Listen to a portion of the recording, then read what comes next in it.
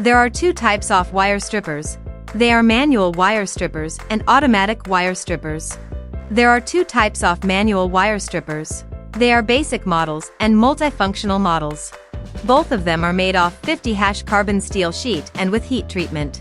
The basic one is mainly for cutting and stripping, and can be used for both home and professional use. It has the function of pliers. The cutting edge is grinding, and the operation is simple. In the multifunctional type, various terminal crimping functions and screw cutting functions are added.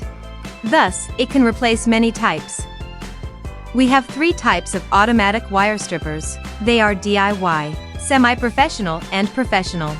DIY type is made of nylon material, is easy to use, and can strip different gauge wire sizes.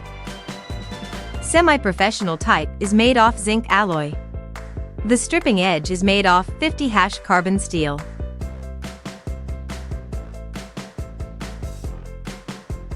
It owns high hardness and long service life.